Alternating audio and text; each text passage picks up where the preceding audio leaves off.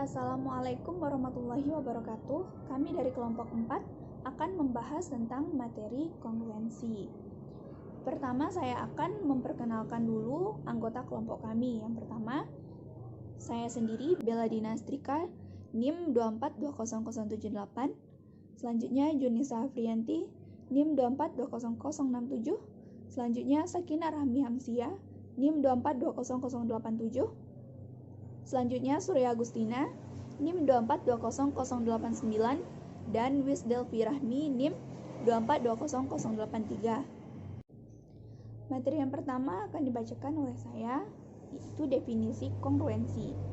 Misalkan AB bilangan bulat dan M bilangan bulat positif, dikatakan AB kongruen modulo M jika M dikali A dikurang B, sehingga jika M tidak membagi A dikurang B, maka dapat dituliskan A tidak kongruen B mod M dan dikatakan A dan B tidak kongruen modulo M. Contoh, 22 kongruen 4 mod 9 karena 9 pembagi dari 22 dikurang 4, dan 13 kongruen 5 mod 9 karena 9 pembagi dari 13 dikurang 5. Contoh penggunaan modulo dalam kehidupan sehari-hari. Misalkan sekarang adalah hari Sabtu tanggal 2 Mei 2015, maka tanggal 25 Mei 2015 hari apa? Penyelesaiannya, jumlah hari sama dengan 7. Sehingga modulo 7, selisih tanggal 2 dan 25 adalah 23 hari. Sehingga 23 kongruen 2 mod 7. Karena sisa 2, maka 2 hari setelah hari Sabtu adalah hari Senin. Jadi tanggal 25 Mei 2015 adalah hari Senin. Selanjutnya akan dilanjutkan oleh rekan saya, yaitu Surya Agustina. Baiklah, saya akan melanjutkan presentasi dari Bella Dina Astrika. Yang pertama, teorema-teorema pada kongruensi. Yang pertama, teorema 1. Jika A dan B bilangan bulat, maka A kongruen B modulo M jika ada bilangan bulat kas sedemikian hingga A sama dengan B ditambah KM. Buktinya, akan dibuktikan jika A, B bilangan bulat dan A kongruen B modulo M, maka ada bilangan bulat K sedemikian hingga A sama dengan B ditambah KM. Kemudian pernyataan dan alasan. A kongruen B modulo M, alasannya diketahui. M, A dikurang B, alasannya definisi kongruensi. M dikali K sama dengan A dikurang B, alasannya definisi keterbagian. Dan A sama dengan B ditambah KM, alasannya terbukti. Kemudian bukti. Akan dibuktikan jika untuk A, B, K bilangan bulat, sedemikian hingga A sama dengan B ditambah KM, maka A kongruen B sama dengan modulo M. Pernyataan. A sama dengan B ditambah KM, alasannya diketahui. M dikali K sama dengan A dikurang B, alasannya manipulasi aljabar. M A dikurang B, alasannya definisi keterbagian, dan A kongruen B modulo M, definisi kongruensi. Kemudian teorema 2. Misalkan A, B, C, M bilangan bulat dan M besar 0, kongruensi modulo M memenuhi sifat-sifat berikut. Yang pertama, reflektif A kongruen A modulo M. Yang kemudian simetri A kongruen B modulo M, B kongruen A modulo M, dan transitif A kongruen B modulo M dan B kongruen C modulo M. Kemudian A kongruen C modulo M. Atau bisa dikatakan kongruensi modulo M adalah relasi ekuivalen. Contohnya yaitu 12 kongruensi 12 modulo 9, kemudian 12 kongruen 4 modulo 8, sehingga 4 kongruen 12 modulo 8. Assalamualaikum warahmatullahi wabarakatuh. Saya Junisa Afrianti, NIM 2420067, akan memaparkan materi tentang kongruensi, yaitu teorema 2. Bunyinya, Misalkan A, B, C, dan M bilangan bulat, dan M lebih besar dari 0, kongruensi modulo M memenuhi sifat-sifat berikut. Yang pertama, reflektif, di mana A kongruen dengan A modulo M. Yang kedua, simetris, di mana A kongruen B modulo M, maka B kongruen dengan A modulo M. Yang ketiga, transitif, di mana A kongruen dengan B modulo M dan B kongruen dengan C modulo M, maka A kongruen dengan C modulo M. Atau bisa dikatakan kongruensi modulo M adalah relasi ekuivalen. Contohnya, 12 kongruen 12 modulo 9. 12 kongruen 4 modulo 8. Maka 4 kongruen 12 modulo 8.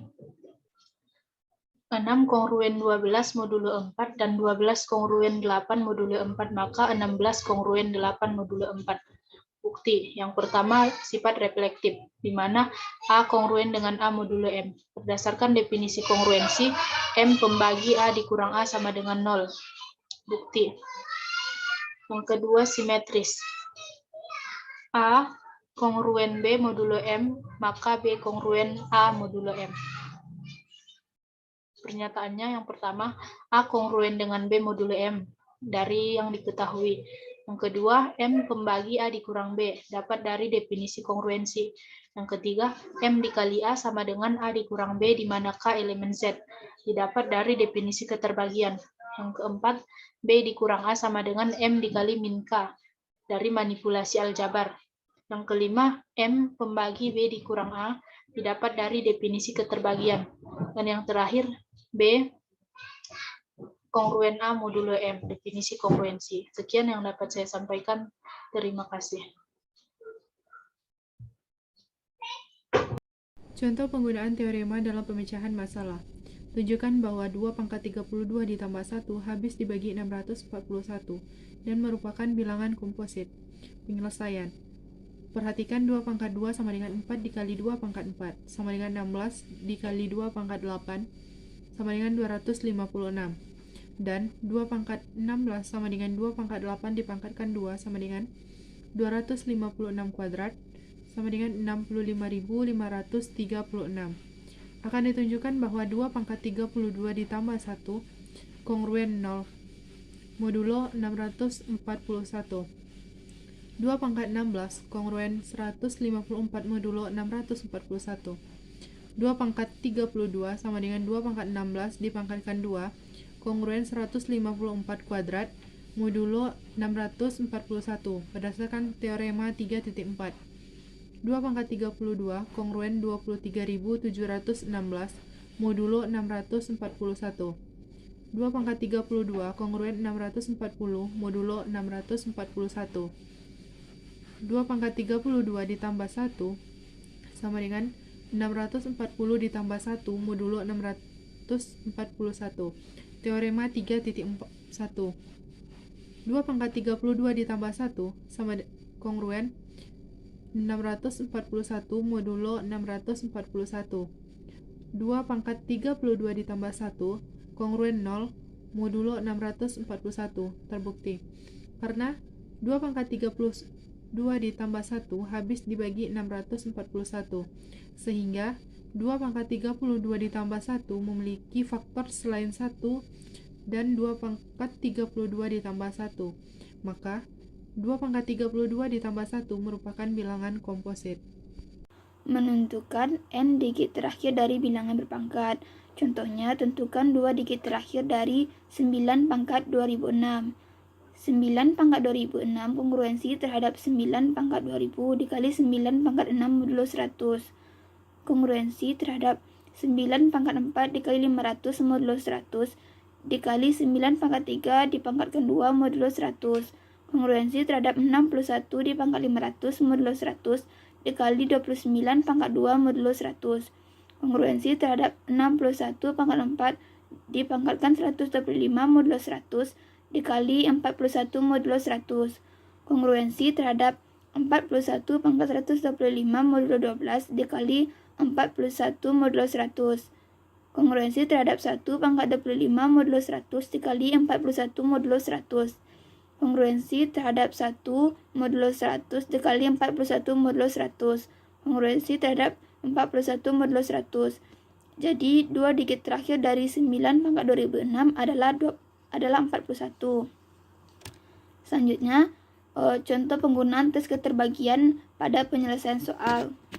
Contoh 1, apakah bilangan 7 membagi 2481?